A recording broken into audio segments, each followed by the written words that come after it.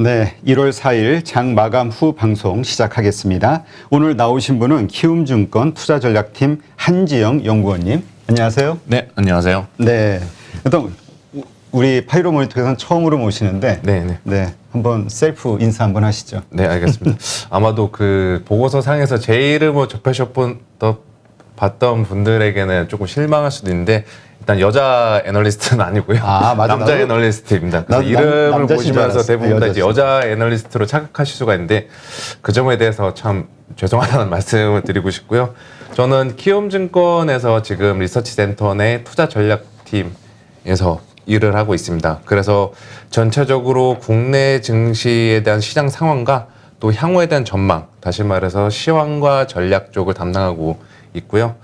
처음 나오는 자리인데 참 뭐 개인적으로도 종종 챙겨보는 채널인데 불러주셔서 감사합니다. 네.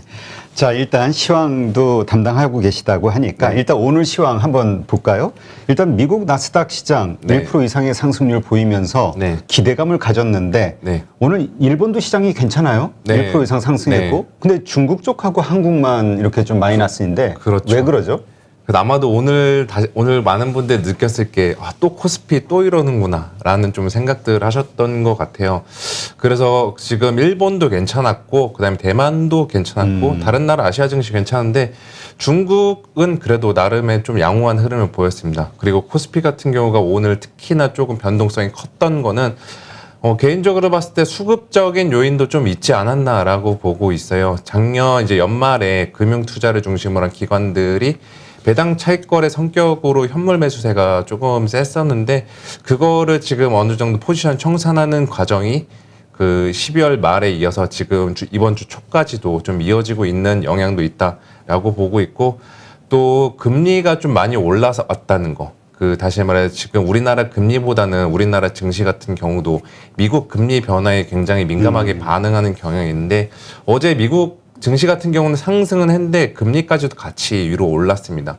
그래서 저희가 보통 가지고 있는 인식이 금리가 오르면 성장주들에게 안 좋다라는 좀 인식들이 있는데 이게 반은 맞고 반은 틀린 이야기일 수도 있어요. 그런데 오늘 같은 경우에는 아무래도 많은 사람들이 금리 올랐으니까 성장주 안 좋을 거야 라고 좀 생각을 하다 보니까 이러한 것들이 주가에 반영이 되면서 오늘 성장주 중심으로 우리나라 증시가 좀 약세를 보였다라고 보고 있고요. 그래도 괜찮은 거는 여전히 반도체 주가 같은 경우는 견조했고 또 자동차 업종들 그리고 전기차 관련된 업종들은 생각보다 주가가 선방했다는 점을 감안했을 때 우리나라 증시가 완전히 분위기 나빴다고 보기에는 어렵다라고 좀 평가하고 있습니다. 그래요?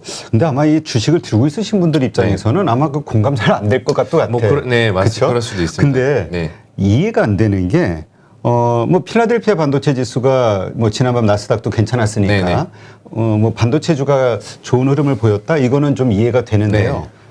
지난밤에 이제 테슬라가 급등을 했잖아요. 좋은 실적 발표하면서. 그리고 관련해서 GM이 됐든 포드가 됐든 다 같이 올라주는 모습을 보였고. 그래서 이제 한국의 현대, 기아, 모비스 이런 그 완성차 업체들 또 괜찮을 거라고 좀 생각을 했는데 안 좋고. 생각보다는 주가가 별로였죠. 그러면 부품주의 중소형 주단에서 괜찮았다라고 보시는 건가요? 그러니까 전체적으로 그냥 지수 전체적으로 종목들을 펼쳐놓고 봤을 때 그래도 대형주들 성장주에 해당하는 그런 대형주 말고 나머지 대형주들은 나름의 선방을 했다라고 볼 수 있는데 이게 또 저희는 또 우리나라 증시 업종 간 비교뿐만이 아니라 미국 증시랑 비교해 봤을 때 상대적인 비교도 더 중요하다라고 볼 수가 있죠. 말씀하신 대로. 그래서 어떻게 보면 이렇게 미국 증시가 그렇게 좋았는데 우리나라 증시가 약했던 거는 그냥 한국 증시에 내재된 좀 고유의 특성 중 하나가 발현되지 않았나라고 보고 있습니다. 바로 환율 쪽에서도 좀 문제가 있었다라고 보고 있고요. 환율 문제? 원달러 환율 같은 경우 지금 다시 좀 많이 올라오다 보니까 이러한 것들이 단기적으로 조금 우리나라 증시를 바라보는 시각들을 조금 더 보수적으로 만들었던 측면이 있다라고 볼 수가 있고요. 외국인 같은 경우도 오늘은 어느 정도 순매수 소폭했는데 매수 강도가 좀 많이 떨어졌어요. 그래서 아마도 이제 데이터를 나중에 쉽게 나오는 거 보면 알겠지만 일부 업종들, 특히나 시가총액 상위 대형주 업종들을 중심으로 좀 포지션을 비워놨을 수가 있습니다. 그렇게 되다 보니까 아무래도 이제 말씀하신 자동차 대형주들 또 반도체도 뭐 어떻게 보면은 상승은 조금 하긴 했는데 이게 완전히 좀 좋았다 평가하기 어렵다는 것도 결국에는 우리나라 시가총액 상위 대장주들이 전체적인 우리나라 증시에 차지하는 비중이 높다 보니까 그렇게 좀 영향을 받았다라고 좀 볼 수가 있습니다. 그렇군요. 그러니까 하여튼 뭐 그 전기차 관련된 테마, 그러니까 테슬라가 이렇게 상승하는 것처럼 네. 한국의 이 현대기아가 좀 상승하는 모습, 이거는 어떤 전문가들은 이 반도체 공급 부족, 이 네네. 문제가 좀 해결이 돼야 괜찮지 않겠냐라고 네네네. 보는 분도 있고, 네. 좀 이제 선반영 될 때가 되지 않았냐, 네. 이렇게 보는 분도 있긴 하던데 어떻게 보세요? 저는 뭐 공급난 같은 경우는 완전히 정말 우리가 풀렸다라고 확신을 가질 만한 때는 좀 시간이 좀 필요하다라고 생각을 하고 있어요. 대신에 주식시장에서는 특징이 어떤 현상보다는 시장의 기대가 좀 더 빨리 반영이 되면서 주가가 움직이잖아요. 저는 공급난 해소 기대감은 조만간에 좀 형성이 되지 않을까라고 좀 보고 있고요. 이렇게 놓고 봤을 때 저도 올해 상반기만 딱 잘라서 봐도 주도주가 될 만한 업종은 저는 개인적으로 자동차를 꼽고 있습니다. 자동차를 꼽는 이유 중 하나는 결국에는 그동안 공급이 부족해서 팔리지 못했던 그 실적에 대한 부담감들이 이제 공급난이 해소된다라는 기대감이 상쇄시켜주면서 주가가 움직이게 만드는 저는 동력을 제공할 거다라고 보고 있고요. 12월 어제였죠. 어제 발표된 현대차랑 기아차 그 판매 실적들을 보면은 뭐 그렇게 좋지는 않았었는데 지금 데이터 내용들을 뜯어 보면은 일단 수요 자체는 여전히 견조하다라고 볼 수가 있고요. 또 공급난 같은 경우는 지속되고 있지만 그래도 저는 개인적으로 봤을 때 나름의 잘 팔았다, 판매를 했다라고 보고 있거든요. 결국에는 어떻게 보면은 이 자동차 업황에 대한 좀 바닥권을 확인시켜주는 데이터가 아니었나라고 저는 개인적으로 전망을 하고 있습니다.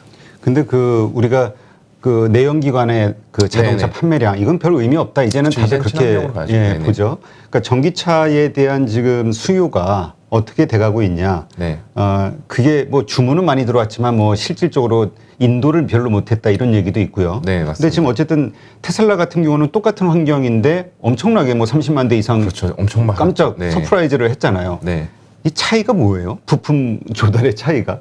아무래도 선점 효과가 제일 크지 않았나 저는 개인적으로 바라보고 있습니다. 테슬라도 어떻게 보면 전기차 내에서 하나의 거의 플랫폼 제국을 구축하고 있는 그러한 환경이고 현대차랑 기아차 우리나라 뭐 대표 자동차주들 정말 못 갔던 이유 중 하나는 아무래도 말씀하신 대로 내연기관 쪽에 대한 비중이 높고 친환경에 대한 비중이 상대적으로 낮다 보니까 테슬라만큼의 밸류에이션은 아니더라도 어느 정도 준하는 밸류에이션 주고 싶어도 명분이 안 생겼다는 거죠.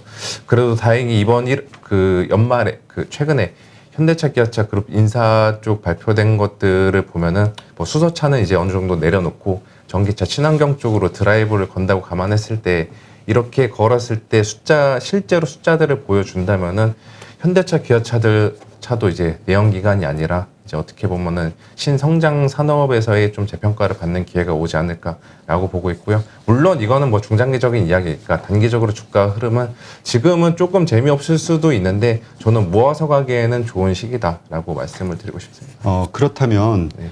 이렇게 다시 질문을 드려볼게요. 현대 기아의 전기차, 네. 전기차에 대한 인기도, 네. 판매, 이게 정말로 부품이 없어서 실적이 그렇게 좋은 게 아닌지, 아니, 네. 안 좋은 건지, 아니면 인기도, 이 주문 선호도가 조금 낮은 건지.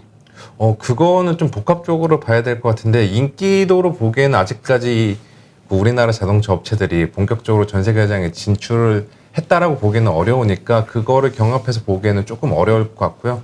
저는 공급 쪽 팔 물건이 없어서 좀 부족하지 않았나라는 쪽으로 생각을 하고 있습니다. 네. 가끔 앞 좀 봐주시고요. 네네. 다 저쪽으로 보고 계시기 때문에. 네네. 그래요. 그렇다면 근데 이제 작년 같은 경우도 네네. 사실 자동차가 주도주가 될 것이다. 여름서부터 많은 사실 모든 증권사가 네네. 이야기를 했지만 네. 맞지를 않았어요. 그래가지고 하나도 안 맞았어요. 실망을 많이 했는데 올해 또 그렇게 얘기하시잖아요. 네. 근데 올해는 맞을 수 있다라고 생각하시는 근거는 어떤 거예요? 저는 역시 공급난과 관련된 것으로 저는 생각하고 있어요.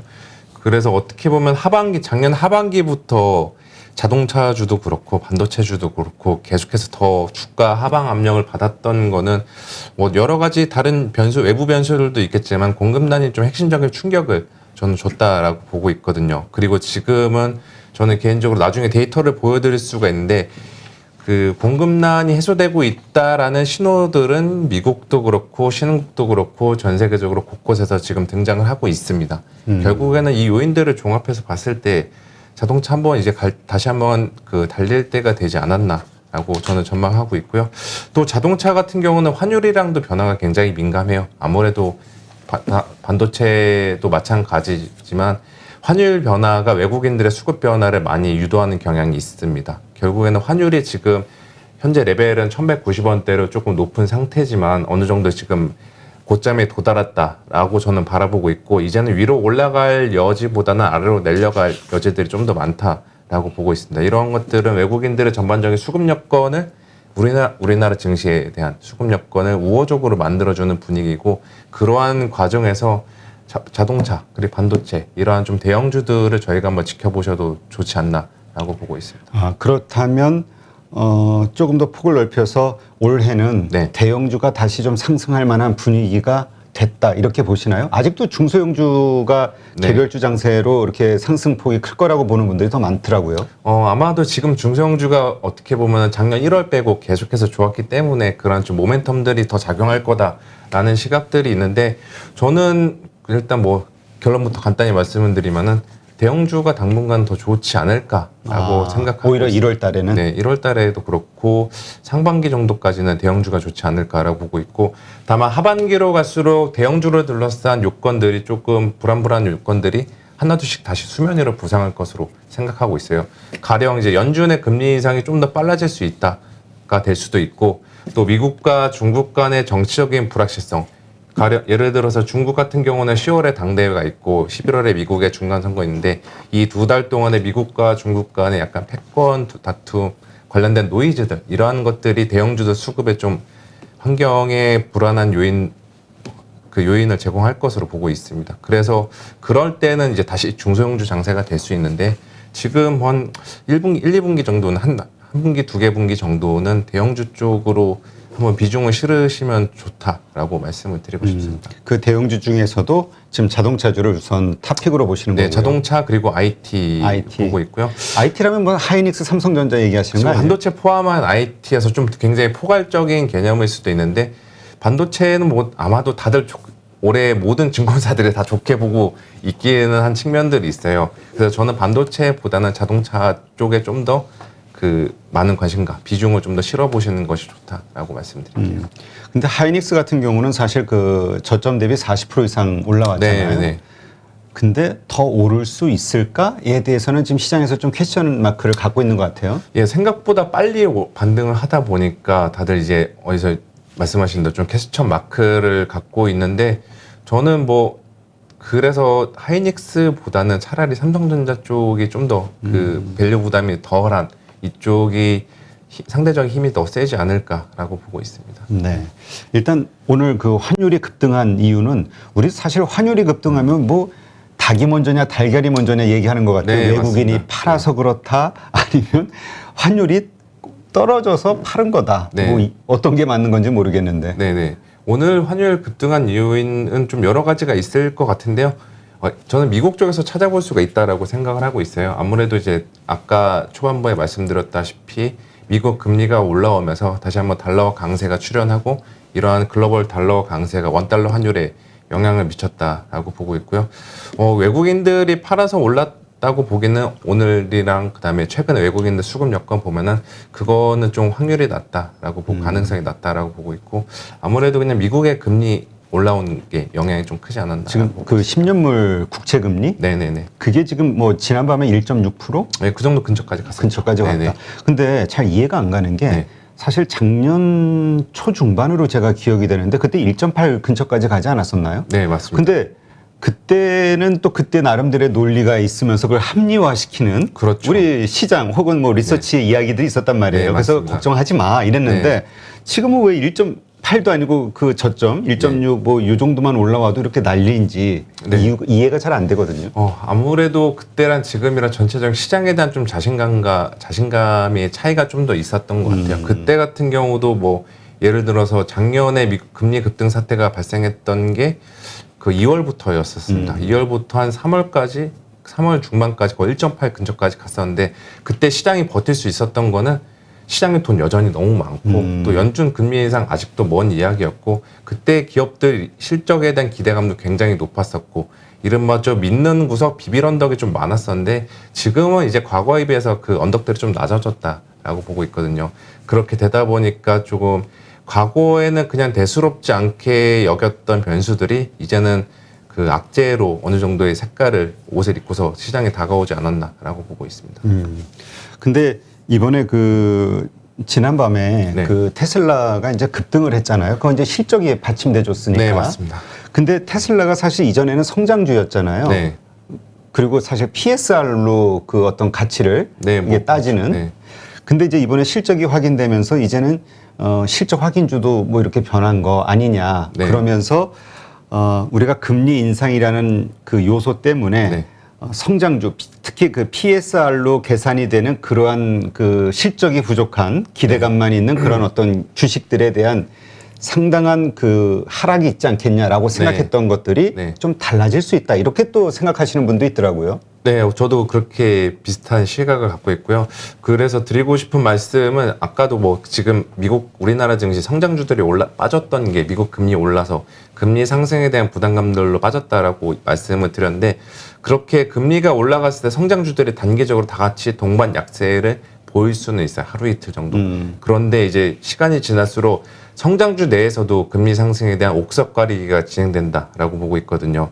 그래서 뭐 단순히 정말 PER 밸류에이션 높은 것들 예를 들어서 사업 기대하고 있는 비즈니스에서 숫자들이 안 나오고 있는데 단순히 그냥 기대감만으로 밸류에이션 지금의 10배니까 100배 정도 줘도 된다. 이런 식으로 뿜었던 주식들은 분명히 금리 올라갈 때 타격을 맞는데 PR 밸류에이션 같은 경우도 높은데 실적까지 뒷받침되면은 어느 정도 밸류에이션 부담이 있다고 하더라도 투자자들은 괜찮아. 실적이 뒷받침되니까 감당할 수 있어. 이렇게 어떻게 보면 시험대를 통과시키는 그 행동들을 하거든요. 저는 그래서 테슬라 같은 경우도 그렇게 볼 수 있다라고 보고 있고 또 뭐 미국의 대표적인 빵주들 메타 플랫폼도 그렇고 애플도 그렇고 아마존도 그렇고 결국에는 밸류에이션 높지만 실적이 뒷받침되는 그러한 기업들이니까 미국 금리가 저는 뭐 그 개인적으로 좀 약간 과감한 건 아니지만 좀 봤을 때 1.8, 2.0까지 간다고 하더라도 그러한 성장주들은 충분히 더 주가가 올라갈 룸이 있다라고 보고 있고요. 우리나라도 저는 마찬가지라고 생각해요. 네이버, 카카오 아마도 많은 분들이 들고 계시고 또 앞으로 이 두 개의 종목들에 대한 좀 미래의 운명들이 어떻게 될지 거기에 대해서 많은 고민들을 하고 계실 텐데 저는 네이버, 카카오 이렇게 우리나라 대표 인터넷 플랫폼 성장주들 같은 경우도 실적은 계속해서 레벨업이 된다라고 보고 있거든요. 그렇게 되면은 결국엔 이들도 금리 상승이라는 그 어떻게 보면은 좀 불편한 시험대에 올라와 있다고 하더라도 그것들 다 양호하게 잘 통과하지 않을까라고 보고 있습니다. 그러면 다시 좀 정리를 하면 미국 시장에서 지금 말씀하신 뭐 실적이 받침되는 어떤 그런 네, 주식들, 기술주 네. 이런 거는 계속 좋은 모습을 보이겠지만 그럼 우리 이제까지 그 뭐 PSR 몇 배를 주냐, 뭐 10년을 주냐, 20년을 그러니까 실적이 아주 부족한 주들 이거는 그냥 원래 시장의 예상대로 금리 인상이라는 이 악재로 네. 주가는 좀 빠질 수 있다 이렇게 봐야 되는 건가요? 네, 저는 그렇게 보고 있고요. 이거는 뭐 단순히 인터넷 플랫폼들 그런 전통 성장주들, 테크주들 말고도 지금 최근 수개월 동안 가장 핫했던 메타버스, NFT, 게임 이쪽 관련주들도 저는 마찬가지라고 여기에 포함이 된다? 네, 마찬가지로 생각을 해요. 그래서 결국에는 그때 뭐 10월, 11월 달 한 2달 정도만 놓고 봐도 메타버스 우리나라 증시에서 가장 뜨거웠던 종목들이었는데 지금 다들 주가가 생각보다 시원치 않았던 것도 결국에는 이제 또 금리에 대한 부담감 그리고 시중의 유동성들이 이제는 작년보다는 올해가 더 줄어들고 재작년보다는 작년이 더 줄어들고 이러한 환경들에 처해 있다는 점이 성장주들 전반적으로 부담 요인이 될 것으로 보고 있고요. 그러한 상태 속에서 투자자들은 뭘 들고 갈까 그리고 어떤 종목들을 살아남을까라고 봤을 때 여전히 뭐 원론적인 이야기일 수도 있지만 실적을 계속 낼 수 있는 성장주들에 저희는 그 비중을 높여야 된다라고 말씀을 드리고 싶습니다. 네. 그렇다면 우리 이제 마침 뭐 메타버스 얘기가 나왔으니까 우리가 이제 메타버스 한국에 많죠. 메타버스 뭐 게임주, 뭐 네, 미디어, 맞습니다. 엔터 네네. 많이 있는데 일단 이제 우리가 시금석으로 볼 수 있는 게 미국의 뭐 로블록스라든가 유니티잖아요. 네네. 유니티 소프트웨어. 어제 많이 빠졌단 말이에요. 네, 4%대 뭐 이런 식으로 빠졌는데 이 얘기는 미국 시장도 금리 인상이라는 악재에 대해서 메타버스, 그러니까 그 유니티 같은 로블록스 같은 우리가 대표적으로 생각하는 이런 주식도 좀 위험 자산으로 본다. 떨어질 가능성이 높은 이렇게 예상해야 되는 건가요? 예, 그렇게 보는데 아까도 말씀드렸다시피 단기적으로는 다 같이 빠질 수 있는데 주가 보건력들은 그런 실적의 성장을 받침이 되는 종목들 혹은 대장주들이 제일 빠르다고 저는 보고 있거든요. 그래서 만약에 내가 어떤 종목들을 들고 가야 된다라고 봤을 때 각 테마주 내에서 대장주는 한 번씩 들고 가볼 만하다라고 좀 생각을 하고 있습니다. 그 얘기는 어쨌든 빠지더라도 네. 다시 오를 수는 있다. 네, 맞습니다. 왜냐하면 증시 자체가 지금 완전히 저희가 뭐 우라가미 구미호 4계절 장세로 구분했을 때 뭐 역금융 장세, 금융 장세, 실적 장세, 역실적 장세 이렇게 네 가지로 구별을 하잖아요. 저는 아직까지도 미국도 우리나라도 그렇고 미국도 그렇고 실적 장세에 머물러 있는 이러한 상태라고 보고 있습니다. 다시 말해 방향성이 살아 있기 때문에 지금 굳이 다 팔 필요는 없다라고 저는 생각하고 있는 거예요. 그렇다면은 금리 인상이라는 어떤 이런 것이 시장에 관심을 받게 되는 순간, 네. 그것이 뭐 언급이 나오든 뭐 아니면 뭐 불안감이 커지든 네. 그런 순간에 지금 말씀하신 메타버스라든가 관련된 기술주들은 하락할 수 있다 일단 일시적으로. 맞습니다. 네. 그러나 그 가운데서 대장주 실적이 받침되는 대장주는 빠르게 복원될 수 있다. 네, 맞습니다. 이렇게 정리하면 될까요? 네, 이거는 그냥 그 종목뿐만이 아니라 국가별 주식시장만 봐도 마찬가지라고 생각을 하고 있어요. 그래서 이 차트 한번 잠깐 간단히 보여드리면은 진짜 그 말씀하시니까 우리가 2020년도에는 세계 1위였잖아요 상승률이. 네, 맞습니다. 근데 2021년도는 재미가 없었어요. 미국이 훨씬 더 많이 올랐고. 네네네. 그러니까 또 한편으로는 올해를 기대하는 분들은 네. 올해는 한국 시장이 또 많이 오르는 거 아니야? 이거 그럴 수도 있죠. 지금 막 1년씩 돌아가면서 올라갈 수도 있다라고 보고 있고요. 거기도 아마도 많은 분들이 지금 고민을 하시고 있는 부분들인데 저는 뭐 일단 간단히 제 생각들을 말씀을 드리면은 작년에 이제 한국이랑 미국이랑 디커플링이 굉장히 심했었거든요. 그 여기 차트도 좀 보여드리면은 예, 이게 MSCI 국가지수 기준으로 보시면은 2020년도에는 한국이 제일 뭐 1위에 거의 등극했다라고 자신할 정도로 높은 주가 상승률을 보였는데 재작년 2021년에는 거의 이제 후순위로 제일 밀려났었죠. 그리고 과연 올해에는 이 한국이 과연 어디에 위치했을까라고 놓고 보면은 저는 그래도 여타 선진국들을 제치고 어느 정도 상위권에 랭크돼 있을 수도 있다라고 저는 전망하고 있습니다. 그렇게 전망하는 것도 아까 그 공급난과 관련된 이슈들 또 기업 실적을 둘러싼 불안감들이 올해 상반기에는 좀 상당 부분 해소될 것으로 저는 보고 있고요. 그렇기 때문에 그동안 어떻게 보면 작년에 1월 빼고 연중 내내 주가가 눌려 있었던 우리나라 증시에 이제 새로운 좀 상승 모멘텀이 그것들이 만들어 줄 거다라고 보고 있고요. 아까 제가 이제 그 말씀하셨던 대로 금리가 올라갔을 때 실적이 뒷받침되지 않으면 주가는 완전히 깨지고 뒷받침되면 장가는 깨질지언정 다시 복원이 된다라고 제가 말씀을 드렸잖아요. 이건 국가 단위로도 마찬가지인 게 저희가 지금 올해 제일 걱정하는 게 연준이 금리 인상을 하게 되면은 이게 과연 증시에 다 좋냐? 미국도 그렇고 우리나라도 그렇고 좋을 리가 없다. 돈을 풀었던 것들 뺏어가는데 이게 과연 좋냐라고 이제 의견들을 주시는 분들도 있는데 이 데이터를 한번 참고해 보시면 될 것 같아요. 예, 이거를 보시면은 그냥 이 그림 간단히 설명을 드릴게요. 여기 아래쪽부터 주목해서 보시면은 이 파란색 바 맞대는 2010년도 이후 코스피의 연간 영업이익 추이를 나타낸 겁니다. 그리고 이제 그 위에 있는 이 빨간색 선은 과거 2013년 12월부터 2014년 10월까지 연준이 테이퍼링을 실행하는 기간 동안에 그 미국 S&P 500과 코스피랑 신흥국들의 주가를 비교해 본 거예요. 그래서 이때 테이퍼링 시기 때 보면은 S&P 500 파란색 선은 테이퍼링 쏘앗 이러면서 그냥 위로 쭉쭉 올라갔었단 말이죠. 그런데 한국 그리고 신흥국들은 주가가 너무 부진했습니다. 시원찮았습니다. 왜 이렇게 시원찮았을까라고 보면은 일단 제일 먼저 1차적으로 드는 생각은 연준이 돈 뺏어가서 그런 게 아니냐라고 생각할 수 있는데 그것보다는 그런 환경들도 부담 요인이 되겠지만 여기 아래 제가 그 표시했던 이때 이익을 보시면은 이익이 레벨업이 되는 게 아니라 다운이 됐어요. 그게 문제였던 것을 보고 있고요. 그리고 우리나라 증시 거의 봤을 때 우리나라 증시가 지금 2020년, 21년 강세장 말고 가장 최근의 강세장이 16년도부터 18년도 초까지 저희가 이제 강세장 그때 아마 기억하실 겁니다. 이때 같은 경우도 연준 금리 한창 공격적으로 하던 기간이었어요. 1년에 4번씩 인상하고 이러한 기간이었는데 과연 그 아까 제가 초반에 아까 말씀드렸던 논리대로 연준이 유동성 회수하고 금리 인상하면 시장이 안 좋다, 깨진다라고 했는데 증시는 왜 올랐을까라고 보면은 우리나라 증시는 이때 이익 레벨업을 하고 있었습니다. 저는 이것도 올해에도 마찬가지라고 생각하고 있어요. 올해 코스피 연간 영업이익 약 한 250조 원 정도로 지금 컨센서스가 형성이 되어 있고 그다음에 작년 2021년은 이제 곧 다 집계가 돼서 발표되겠지만 한 220조 원에서 230조 원대로 그 숫자가 나올 것으로 생각하고 있어요. 그래서 물론 이제 증가율, 전년 동기 대비 증가율은 2021년 72% 정도에서 9%로 둔화되는 것은 부담 요인이긴 하지만 이익 레벨업 추세가 유지되고 있다라는 거는 연준이 올해 금리 인상을 하더라도 우리나라 증시 잘 버틸 수 있다라는 말씀을 좀 드리고 싶습니다. 그렇군요. 그러니까 진짜 많은 분들이 2013년도 그래 테이퍼링 하고 나서 증시는 올랐어. 그러나 그건 미국 증시잖아. 네, 그렇죠. 이 얘기를 많이 한단 말이죠. 네. 한국 증시는 많이 어려웠으니까. 네네. 그래서 이번에도 테이퍼링 이후에 근데 지금 흘러가는 모습 보면 또 그런 것 같아요. 네, 미국은 분은 약간 좀 그런 게 있죠. 미국은 네. 잘 오르는데 우리는 네. 계속 조정받고 있으니까.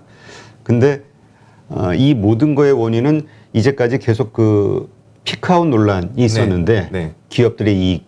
근데 이게 이익은 늘어나는데 단지 그 역기저 효과, 네, 그렇죠. 이 성장률 때문에 그러는 거군요. 그렇죠. 상승률. 그 엽기적 효과, 이 피크아웃에 대한 우려는 저는 작년 여름에 2분기 실적 시즌이 지나면서 어느 정도 다들 소화를 했다라고 저는 생각하고 있습니다. 그렇다면 근데 역시 또 하나 좀 걱정이 되는 게 네. 아까 이제 저 신흥국으로 표시를 해주셨는데 네. 금리 인상하면서 이 코로나가 시작이 됐을 때 그 부도에 빠질 만한 그 신흥국들이 상당히 많다. 이러한 어떤 세계은행의 그 발표가 있었잖아요. IMF 발표도 네, 있었고. 네. 그래서 신흥국발 뭐 경제 위기에 대한 이야기도 있었고. 근데 이제 미국이 금리 인상, 유동성을 푼 이후에 다시 금리 인상을 통해서 긴축을 시작을 하면 네. 신흥국에 다시 흔들리는 어떤 위기가 오는 거 아니냐. 그럴 여지가 있는데 이것도 신흥국들 내에서도 좀 차별화가 진행이 될 것 같아요. 뭐 터키나 이런 국가들은 이미 거의 펀더멘탈 상으로 완전히 망가져서 정말 위험할 수가 있는데 우리나라 같은 경우는 지금 대외 채무 뭐 생각보다 많지는 않고 그 다음에 대외 자산이 오히려 더 많은 환경이고 뭐 경제학적인 관점에서 본다고 하더라도 경상수지 같은 경우 여전히 흑자가 나고 있고 외환보유고 지금 어떻게 보면 정말 실탄이 빵빵하다라고 할 정도로 풍부한 이런 상태이기 때문에 저희가 2013년도 그때 6월 달이었죠. 5월 달이었죠. 버냉키가 테이퍼링 발언했을 때 취약한 신흥국 5개 국가 이러면서 한번 신흥국도 난리가 났었는데 그때 우리나라는 거기에 끼지 않았었던 것도 여전히 그 경기 전반적인 한국 경제를 둘러싼 펀더멘털이 좋았었고 지금은 그때보다 더 좋다라고 봤을 때 연준이 금리 인상을 한다고 했을 때 신흥국들의 위기가 왔다. 그때 만약에 한국 증시가 빠지면 오히려 저는 매수 기회로 접근하시는 게 좋지 않나라고 보고 있습니다.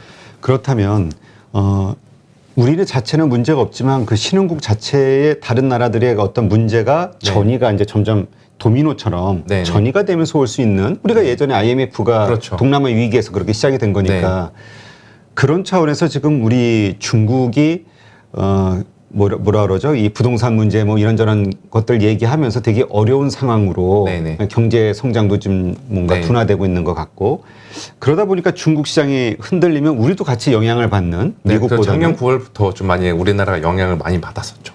그러한 걱정은 네. 안 해도 되는 건가요? 많이 하고 있는데 현실적으로. 네, 걱정은 하고 가시는 게 좋은데 그 어느 정도 긴장을 하시는 거는 저는 좋다라고 보고 있어요.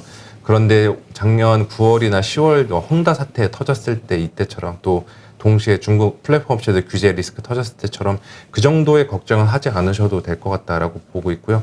일단은 중국 정부는 규제 자체는 계속해서 좀 올해 10월까지는 끌고 갈 것으로 보고 있는데 그와 동시에 지금 경기에 대한 부양 기조도 같이 갈 것으로 저는 실행할 것으로 보고 있어요.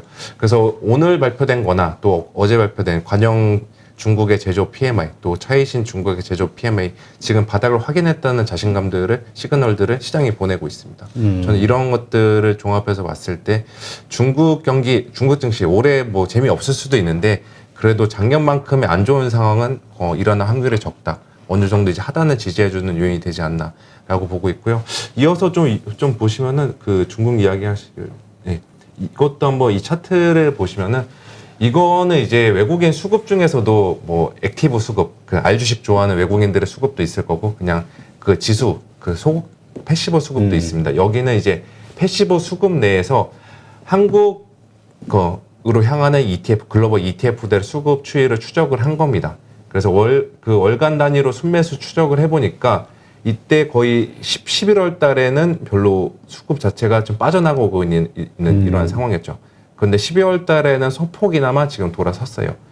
이렇게 돌아섰던 이유, 순매도세가 진정이 됐던 것도 우리나라 증시를 둘러싼 부정적인 시각이 좀 거쳐진 것도 있지만 중국에 대한 리스크도 다들 어느 정도 좀 진정이 되고 있다라는 전망들이 반영이 되면서 한국이 들어간 전체적인 신흥국향 ETF 수급 여건도 개선시켜주고 있는 이런 환경으로 저는 보고 있습니다.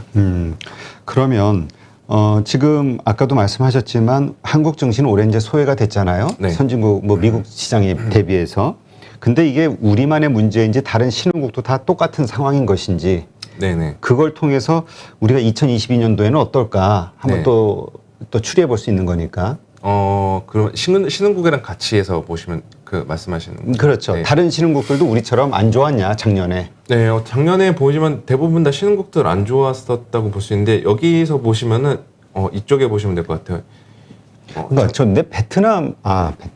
네, 여기 2021년 그 MSCI 지수 기준을 봤을 때 신흥국들은 마이너스 거의 5% 가까이 빠졌고 전 세계가 17% 오르고 미국을 포함한 선진국들이 20% 올랐었는데 저는 개인적으로 신흥국들 그 각 국가별 지수로 지수나 종목단이 아니더라도 신흥국 전체적인 시장을 추종하는 그 ETF는 한번 접근해 볼 만하다라고 말씀을 드리고 싶습니다. 그래서 왜냐하면은 신흥국들도 경계 전망들이 지금 많이 개선되고 있거든요. 델타 변이 확산으로 인해서 문을 닫았던 공장들도 다 재개가 되고 있고 또 달러화 강세 아마도 연중에도 지금 계속될 수도 있지만 적어도 1, 2분기 정도는 1월달, 2월달 초까지는 상당 부분 어느 달러 강세가 진정이 될 것으로 저는 생각하고 있습니다. 금리 인상을 본격적으로 실행하기 전까지는 그렇게 놓고 보면은 신흥국들에게 결코 증시를 투자할 때 부담이 되는 환경들은 아닙니다. 그래서 신흥국들 한번 지켜보실 필요가 있다라고 보고 있습니다. 네. 아니 저는 저 데이터를 보면서 네. 이전에도 한번 어디서 봤는데 그러니까 좀 궁금했던 게 뭐냐면 베트남하고 대만 같은 경우는 네. 계속 20% 이상 상승을 했단 말이에요. 네네. 21년도에. 우리는 뭐 저렇게 빠졌지만 중국도 22% 엄청 빠졌잖아요. 네네. 이유가 뭘까? 왜 같은 수출국이고 네. 예. 그다음에 같은 어떤 그런 상황인데 네. 왜 대만과 베트남은 저렇게 많이 오르고 일본도 한 11% 올랐으니까 네, 맞습니다. 네. 중국하고 한국만 왜 여기에서 하락을 했을까? 이게 뭐 좀 정치적인 이슈도 있을 것 같긴 해요. 그래요? 예, 그 정치적인 문제가 중국이랑 연관된 정치적인 이슈가 있어서 좀 빠진 것 같이 한국 증시가 밀린 것도 있다라고 보고 있고요. 또 한국 증시는 뭐 대만이랑 비슷하게 이제 거의 반도체 쪽 비중이 높은데 대만의 반도체 업황 TSMC 같은 경우는 주가 작년에 그래도 상대적으로 괜찮았었는데 작년 같은 경우 삼성전자 하이닉스 1월 달만 좋고 결코 좋지 않았었잖아요. 이러한 요인들이 같이 좀 누적이 되면서 지금 한국 증시가 지금 뭐 대만이나 베트남 이러한 다른 신흥국들에 비해서 좀 부진한 모습을 보이지 않았나라고 보고 있습니다. 아니 이제 반도체 얘기하시니까 네. 대만은 사실 그 파운드리 반도체와 관련해서 다 먹고 사는 거잖아요. 네, TSMC 맞습니다. 연관된 네, 맞습니다. 뭐 네. 부품 중소기업들. 근데 2020년도에도 저렇게 28% 상승을 했는데 네. 21년도에도 저렇게 22% 이상 상승을 했다는 건 네. 그러니까 작년도까지도 이 업황이 파운드리 중심으로는 다 좋았다 이렇게 봐야 되는 건가요? 그렇게 볼 수도 우리 디램은 좀 그렇고. 네, 그렇게 볼 수도 있고요. 또 이게 그 하나 더 불안 요인들도 있을 수가 있는 그 악재 요인이 또 우리나라 고유의 요인들이 있다고 저는 개인적으로 보고 있는 게 작년 여름 하반기 이후로 시총 큰 기업들이 대규모로 많이 들어왔잖아요. IPO. 신규 IPO. 네, 그거 수급 앞에 장사 없다고 그 영향도 있지 않았나라고 보고 있어요. 예를 들어서 지금 그렇겠네. 우리가 하긴 예. 작년에 거의 10% 이상 그렇죠. 물량이 늘어난 거니까. 네, 시가총액이 그만큼 추가가 되는 상황에서는 이제 부담이 되죠. 그래서 작년 같은 경우 보면은 신규로 들어온 금액이 거의 90조 원 정도 돼요. 그 전에는 뭐 거의 20조 원 미만대 이랬었는데 작년에 특히나 여름 이후로 한 방에 이런 식으로 들어오다 보니까 우리나라 증시가 하반기에 유독 맥을 붙였던 것도 이러한 요인이 영향이 될 수 있다라고 보고 있고요. 아, 그렇군요. 근데 아까도 말씀하셨지만 상반기 좀 좋게 보셨잖아요. 특히 네. 또 대형주 중심으로. 네네. 근데 올해 1월 달 또 LG 에너지 그쵸, 솔루션 저게- 그거 하나만 해도 지금 100조인데. 네, 저도 이제 아마 제일 큰 고민 요인인 것 같아요. 이번에는 거의 한 번에 하루에 80조 원짜리가 그러니까. 증시에 입성을 하니까 이거를 어떻게 좀 잘 극복할 수 있을까라고 보면은 일단은 수급 환경도 외국인들 수급 환경이 좀 개선되고 있고 또 여름에 같은 경우에 다들 부담이 됐던 게 카카오뱅크 들어오고 페이 들어오고 크래프톤 들어오고 이랬을 때 부담이 됐던 게 우리나라 이익에 대한 기대감도 다 낮았고 또 환율도 되게 불안했었고 전체적으로 지금 환경들이 좋지 않았었는데 지금은 그때보다 좀 더 나은 환경이라는 게 어떻게 보면은 하나의 좀 저희가 긍정적으로 바라볼 요인이다라고 보고 있고요. 저는 개인적으로 이렇게 생각을 하고 있어요. 주식시장이 늘 편했던 장세는 없었던 것 같고 항상 긴장, 고통, 불안 이런 것들과 늘 함께했던 장세이고 그 안에서 우리가 어떤 쪽에 좀 주목을 하면서 돌파구를 마련해야 되냐, 무게중심을 어디에 두고서 봐야 되냐라고 저는 이러한 것들 찾는 과정이 주식 투자의 하나의 좀 전략이라고 보고 있습니다. 그래서 1월 달 같은 경우도 지금 말씀드린 것처럼 어마무시한 IPO, 대형 IPO라는 이제 악재가 장군이 끝판왕에 대기하고 있는 이런 환경이긴 하지만 전체적으로 요인들 보면은 그래도 저는 무게중심을 상승 쪽으로 보시는 게 좋지 않나라고 보고 있어요. 그래서 한번 정리를 해봤는데 일단은 기대와 불안 요인은 주식시장 늘 공존합니다. 그래서 예를 들어서 불안 요인 같은 경우, 하락 요인 같은 경우는 이 대규모 IPO 부담, 또 1월 중순까지도 아마 있을 우크라이나랑 러시아 간 좀 전쟁 리스크, 그리고 또 미국의 1.75조 달러 복지정 예산안 불확실성 이런 요인들인데 그래도 저는 상승 쪽에 좀 더 무게중심을 두는 게 외국인 수급 여건 저는 괜찮다라고 보고 있고 수출 데이터들 지금 생각보다 잘 나오고 있고 우리나라 기업들 이익 전망도 다른 국가들에 비해서 상대적으로 지금 모멘텀 회복이 되고 있는 강도가 셉니다. 그리고 또 위에 있는 것처럼 이제 공급난, 인플레이션 정점에 도달했다라는 기대감들도 슬슬 형성될 수 있는 시기이기 때문에 저는 이 요인들 종합해서 보면은 1월 달도 그렇고 그래도 상반기에는 한번 투자로 승부 볼 만한 시기가 있지 않나라고 보고 있습니다. 대형주로 승부 볼 만한 시기라고 보고 있습니다. 여기에 전제 긍정적인 상승 요인으로 보신 외국인 순매수 기조 있죠. 네. 과연 계속 돈을 들어와서 살까에 대한 의문은 아직 남아 있거든요. 네, 남아 있죠. 그런데 외국인들 팔았던 배경들을 보면은 환율 측면도 영향이 컸고 이익에 대한 영향도 컸다라고 보고 있어요. 그래서 여기 한번 보시면은 네, 이것도 보시면은 이제 MSCI 기준으로 각 대륙 및 국가별 월간 EPS가 전월 대비 얼마나 변화했는지를 나타낸 겁니다. 한국 증시 최근까지 이익 거의 8월부터는 완전히 그냥 아래로 내다 꽂을 정도로 안 좋았고 다른 국가들에 비해서 안 좋았고 외국인들이 이때 계속해서 주식 팔았습니다. 그래도 최근의 움직임 보면은 거의 10월 달의 기점으로 여전히 마이너스 변화율을 자랑하고 있기는 하지만 그래도 그 강도 자체는 방향성 위로 올라오고 있거든요. 그리고 다른 나라 국가들 보면은 오히려 다 아래로 내려가고 있는 이러한 상황이라는 거. 다른 나라 국가들은 플러스 증가율이 둔화가 되고 있지만 우리나라는 마이너스 증가율이 축소되고 있다. 이거는 저희 시장 입장에서 보면 어떻게 보면은 한국 증시 그래도 이익 선방하고 있네 라는 인식들로 저희가 확산이 될 수 있다라고 보고 있고요. 또 외국인 같은 경우는 작년에 정말 많이 팔긴 했어요. 그리고 저희가 주식시장에도 어느 정도 평균 회귀라는 이야기들 많이 하잖아요. 저는 개인적으로 외국인들이 과거 평균 수준 정도로는 한국 증시 좀 채우지 않을까, 기계적으로라도 이런 기대들을 해보고 있는데 그렇게 하는 이유는 지금처럼 이익도 괜찮아지고 있고 환율에 대한 부담도 작년 하반기보다는 나아지고 있고 또 여기 다 보시면은 지분율 같은 경우도 봐도 지금 외국인 코스피 지분율이 왼쪽 그림에서 보시면은 이제 한동안은 올해 작년 가을까지는 거의 2016년 저점까지 근접했다가 거의 11월부터는 바닥을 찍어 올라오고 있죠. 그래서 이렇게 단기간에 지분율이 올라오다 보니까 이제 외국인 다 사지 않았나? 라는 좀 불안감도 들 수가 있는데 최근에 과거 역사적인 평균 지분율을 비교해 보면은 대략 34% 정도가 외국인들이 코스피 평균적으로 들고 있었던 숫자입니다.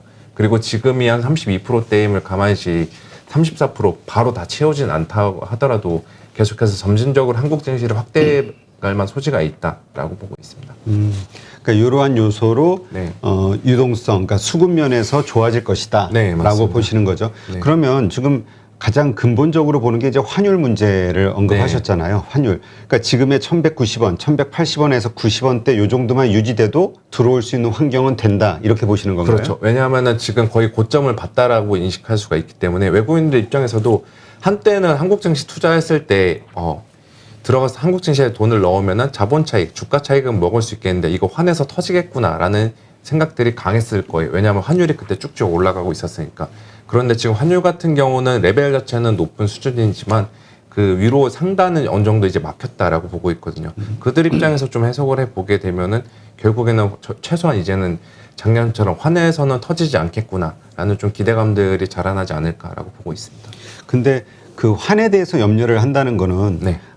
지금 예를 들어서 지금 돈을 바꿔서 네. 우리 한국 주식에 투자했다. 근데 환에 대해서 염려한다는 건 이건 단기적으로 또 뺄 수 있다라는 전제가 있을 때 그런 걱정을 하는 거 아닌가요? 환율, 그럴 수도 그러니까 있는데. 단타 위주의 어떤 네. 외국인 투자가 집중적으로 들어오는 거 아닐까라는 생각이 얼핏 들어가지고.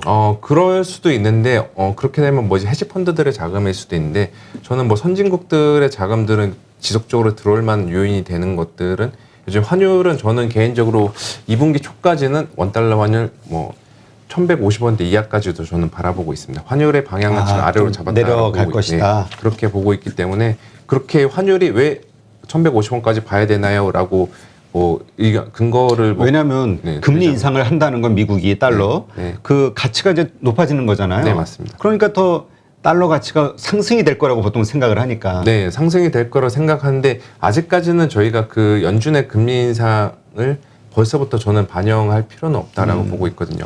지금 뭐 증시에서는 그 미국 금융시장이나 연방기금 금리 선물 시장에서는 연준이 3월 달에 금리 인상할 수 있다라는 쪽으로 베팅을 굉장히 세게 하고 있는데 이것도 역시나 추후에 뭐 1월 달에 발표되는 미국의 12월 소비자 물가나 아니면은 중간중간에 발표되는 LA 항만 쪽에서 공급난 관련된 뉴스 플로우들이 긍정적으로 나오게 되면 그 데이터도 얼마든지 꺾일 수가 있거든요.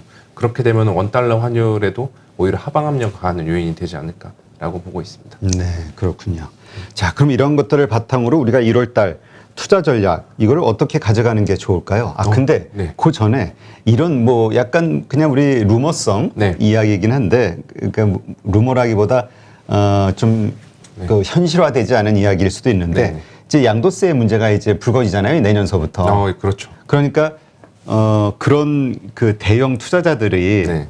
뭐 금리 인상 하기 전 그러니까 정말 말씀하신 대로 1, 2, 3 이런 상반기에 네. 금리 인상이라는 악재가 나오기 전에 돈을 쫙 뽑아야 네. 벌어야 네.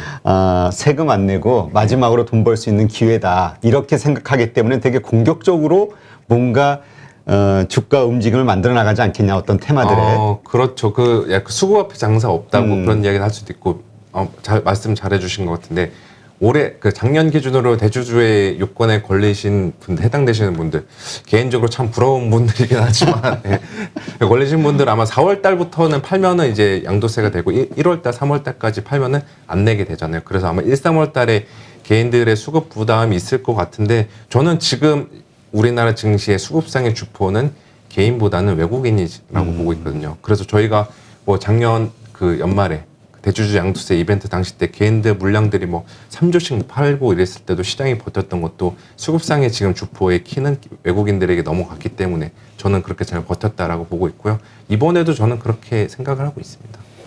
그렇다면 대형주 중심으로 외국인들이 매수세가 들어오면서 시장은 좀 오를 것이다. 네, 맞습니다. 그 오를 때의 그 주 네. 섹터는 말씀하신 이제 자동차 쪽이 네, 될 자동차랑 이제 IT 그리고 뭐 과거에 비해서는 좀 그 구별을 하기가 좀 애매하긴 하지만 가치주 들고 갈까 성장주 들고 갈까라고 봤을 때 저는 성장주 실적 성장에 맞춤된 성장주들이 저는 들고 가야 되는 스타일이다라고 보고 근데 있습니다. 우리가 성장주를 자꾸 성장주라고 얘기를 하면은 자꾸 메타버스 이런 게 자꾸 떠올라서 지금 가장 최근 건 그렇죠. 네. 그러니까 2차 전지 네, 막 이런 맞습니다. 근데 이런 쪽이 아니라 네. 말씀하신 성장주 대형주로서 성장주인 거는 네. 거기에 이제 자동차를 포함하신 거니까. 저는 개인적으로 거기도 포함을 하고 있고요. 또 다른 반도체 섹터. IT 가전을 포함한 반도체를 포함한 IT도 저는 해당된다고 보고 있고 메타버스도 성장주가 될 수가 있죠. 뭐 정말 뭐 메타버스라는 키워드 살짝 묻은 이런 종목들 말고 예를 들어서 지금 뭐 모두들 잘 아시는 메타버스의 제일 대장주 이것도 뭐 게임주들, 위메이드 이런 것들은 결국에는 실적들도 계속해서 내고 있는 기업들이기 때문에 저는 그러한 대장주들, 성장주들은 들고 가셔도 좋다라고 말씀하고 있습니다. 알겠습니다. 근데 어쨌든 금리 인상이라는 것이 시장의 화두를 관심을 받게 되는 상황이 오면은 네. 중소형주는 더 많이 떨어질 것이다. 그 떨어진다라고 보기에는 그냥 상대적인 매력은 좀 약해질 수도 있는데 뭐 개인적으로는 그 기회비용을 따져봤을 때 대형주 쪽으로 가시는 게 낫지 않나. 그러니까 작년의 경험을 보고 지금 많은 분들이 중소형주 중심으로 이제 뭔가 네. 그 투자 전략을 짜고 있는데 네. 오히려 지금은 대형주 중심으로 상반기는 가야 된다. 네, 바라볼 필요가 있다라고 말씀하고 있습니다. 가치주라고 표현해야 될까요? 경기 민감주의 그 화려한 네. 재상승, 요걸 기대하는 분들도 있잖아요.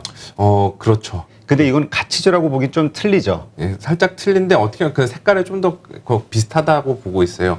그리고 저는 경기 민감주들은 뭐 고객들한테나 이제 다른 분들의 이야기할 때 종종 하는 게 여기는 그냥 트레이딩 관점으로만 좀 그 원자재 가격 올라가면 그때 사고 내려가면 팔고 이런 식으로 좀 하시는 게 좋다라고 보고 있는데 경기 민감주들의 특징이 최근의 특징은 희한하게도 실적이랑 잘 안 움직이고 그냥 원자재 가격에 대한 민감도가 높아서 그렇게 같이 움직이는 경향이 있거든요. 저는 그래서 이 경기 민감주들 저희가 흔히 말하는 이제 저희 아재 종목들이라고 하죠. 시클리컬 주들은 이제 개인적으로 트레이딩 관점에서 접근하시는 게 낫다라고 보고 있습니다. 뭐 그런지 어떤지는 몰라도 오늘 상당히 그 포스코를 포함한 네. 철강주들이 되게 좋았잖아요. 네네네. 이게 뭔가 연결되는 고리인 건가요? 아니면 그냥 단순한 일시적 상승인가요? 저는 뭐 단기적인 좀 반등 성격이 있다라고 보고 있어요. 아무래도 철강주를 포함한 경기 민감주들 거의 작년에 이제 가을부터 계속해서 주가가 맥을 못 쳤다가 중국 PMI 지표 잘 나오고 또 뭐 경기 회복에 대한 기대감들 한번 부각이 되면서 올라갔던 건데 저는 어느 정도 오늘 진입하셨으면은 그래도 좀 길게는 안 들고 가시는 게 좋지 않을까라고 보고 있습니다. 조선주는 어떻게 봐야 됩니까? 조선주도 되게 엄청난 시크릿컬 네, 그러면서 또 성장성에 대한 기대감을 많이 갖고 있잖아요. 프로 네. 차게 이제 뭐 좋은 가격 받을 수 있을 것이다. 네네. 뭐 개인적으로 조선 업황은 저도 좀 잘 그 공부를 많이 안 해서 좀 드리기가 어려운데 아마도 이거는 좀 편집해서 좀 해주시면 될 것 같아요. 네. 네, 일단 근데 이걸 저 라이브로 나가는 거라. 네. 라이브 다 라이브네. 네. 그럼 뭐 이게 조선주는 저는 솔직히 여기서 뭐 말씀을 드리는 거는 저도 공부를 이쪽의 업종에 대해서 잘 많이 안 해서 조금 말씀드리기가 어렵지만 결국에는 그냥 하나의 시크릿컬 업종에 포함이 되다 보니까 저는 그냥 여기도 역시나 단기적인 트레이딩 관점으로 보시는 게 낫지 않을까라고 그러니까 보고 있습니다. 2022년의 화두는 금리 인상이 있음에도 불구하고 성장주다. 네, 맞습니다. 이렇게 정리하면 되겠네요. 네, 저는 그렇게 보고 있고요. 그 하나 또 간단히 말씀을 드리면 미국 금리가 지금 1.5, 1.6 정도 갔잖아요. 네. 그런데 하나 저희가 과거를 보면은 과거에 미국 금리가 3%대까지 간 적도 있었습니다. 가령 2017년도, 18년도. 이때 우리나라 증시 바이오주를 포함한 성장주들 굉장히 잘 갔고 미국 나스닥 증시 계속해서 올라갔어요. 여기서 저희가 알 수 있는 거는 금리가 오른다고 성장주들에게 무조건 악재는 아니다라고 이야기를 드리고 싶습니다. 자, 이렇게 긍정적으로 보셨는데 네. 우리가 어쨌든 지금 당장 와 있는 이벤트로는 네. LG 에너지 솔루션 1월 달 저게 상장. 저 끝판왕이죠. 이번 달에 그렇죠. 끝판왕이죠. 저게 엄청난 물량이 쏟아졌을 때 네. 어떠한 현상이 일어날 것으로 보시고 그거에 우리가 어떻게 대응하는 게 좋다고 보세요? 이것도 일단 뭐 말씀하신 저도 긍정론자긴 한데 1월 달에 LG엔솔 상장은 부담인 것은 사실을 조심은 해야 되는데 저는 여기서 드리고 싶은 말씀은 이게 그 기업 LG에너지 솔루션이 입성을 하게 되면은 코스피 지수, 코스피 200 지수, MSCI 지수, FTSA 지수 여기 지수들도 아마 순차적으로 편입이 될 거예요. 그렇게 되면은 새로운 사람이 들어오니까 밥을 또 숟가락을 나눠줘야 되잖아요. 기존에 있는 거 팔아가지고 이거 사야 되잖아요. 그렇죠. 그렇게 되면은 수급화폐 장사 없다고 펀더멘털은 괜찮은데 갑자기 빠지는 그 아마 2차 전지 관련주들, 대형주들이 있을 거예요. 저는 그 안에서 실적이 받침되는 대형주들은 오히려 땡큐 매수 기회로 받아들이면 되지 않을까라고 좀 전망하고 있습니다. 그런 주식이 어디예요? 종목 얘기해서 좀 조심스럽게 드리겠습니다. 그죠? 아니 그냥 그 우리가 생각하는 네. 그 사람마다 이게 생각하는 관점이 다 달라서 네. 그러니까 지금 그 말씀을 하신 거는 그럼 우리가 기존의 완성 배터리 업체 SK 이노베이션, 네. 삼성 SDI, 뭐 LG 화학도 네. 포함될 수 있고 가장 위험한 게 LG 화학이겠죠. 그렇죠. 이런 쪽에서 실적이 좋은 걸 찾으라는 말씀이신 건지 아니요, 2차 전지 쪽. 왜냐하면 ETF들도 있잖아요. 2차 전지 관련 전기차 소재 ETF. 쪽? 네, 소재 쪽 이쪽은 괜찮다라고 보고 있고요. 아마도 이 방송 보시는 분들은 뭐 이런 생각도 할 수 있을 거예요. 아니 왜 저분 나와서 종목 얘기는 왜 가끔 왜 잘 아니, 안 뭐 하시냐? 증권사니까. 라고 했는데 저는 이제 제가 섹터 애널리스트가 아니라 전체 시장을 보는 애널리스트여서 종목 이야기는 개인적으로 그렇죠. 좀 조심스럽게 하고 있고요. 나중에 혹시 뭐 개인적으로 연락을 주시면은 종목 이야기는 제가 드릴 수는 있지만 이 방송에서는 드리기가 좀 어렵다라고 말씀드리고 싶습니다. 그럼 내가 숨은 그림으로 찾아야지. 지금의 요렇게 질문을 드릴게요. 네. 작년에 이제 주도 섹터, 주도주 역할을 해왔던 것들이 네. 2차 전지 소재주 가운데서 뭐 LNF라든가 네. 에코프로비엠 네, 있잖아요. 맞습니다. 그리고 실적이 상당히 좋았고 네. 또 막 공장 신설을 하고 네, 맞습니다. 앞으로도 좋을 것이라고 네. 보고 이러한 것들이 지금의 조정이 끝나면 다시 주도주로 될 그러한 여러 가지 모멘텀을 갖고 있다. 이렇게 보시나요? 네, 아니면 네. 바뀔 수 있다. 아니요, 저는 바뀌는 것보다는 계속해서 갈 거다라고 보고 있고 지금 들고 계시는 분들 중에 이제 계좌가 파란색으로 변하신 분들은 지금 살짝 가슴 아프실 수도 있는데 손절이나 좀 비중을 줄이는 것보다는 계속해서 보유하고 가시는 게 올해 연말 가서 뚜껑 열어보니까 내가 그래도 이 판단을 잘했다라는 결과를 가져다 주지 않을까라고 생각하고 있습니다. 네, 알겠습니다. 네, 오늘 이렇게 해서 근데 또 이 투자 전략 쪽이시라 그런지 전체 여러 가지 글로벌리 네. 뭐 거시적 환경서부터 네. 시장 우리 국내 시장의 상황까지 이렇게 전반적으로 다 이렇게 짚어주시니까 네. 예, 전체적인 흐름을 앞으로 2022년도의 흐름을 좀 우리가 예상하고 네. 좀 대응하는 데 있어서 상당히 도움이 되지 않을까. 도움이 되셨으면 정말 좋겠습니다. 네, 저는 그런 생각이 드네요. 네. 예, 정말 오늘 좋은 인사이트 함께 해주셔서 감사하고요. 네. 네, 방송 보시는 분들, 이게 오늘은 좀 어떤 특정 종목이라든가 이런 쪽의 얘기가 아니라 전체 시장에 대한 투자 전략에 대한 이야기였기 때문에 또 어떤 분은 재미없으셨을 수도 있고 네. 어떤 분은 되게 좋아하셨을 수도 있는데 어쨌건 돈을 벌자고 하는 거니까 네, 맞습니다. 네, 잘 참고하셔서 네, 자신만의 어떤 투자 시나리오 네. 대응 전략을 좀 세우시기 바랍니다. 오늘 하루도 고생 많으셨고요. 내일 또 뵙도록 하겠습니다. 오늘 수고 네, 많으셨고요. 감사합니다.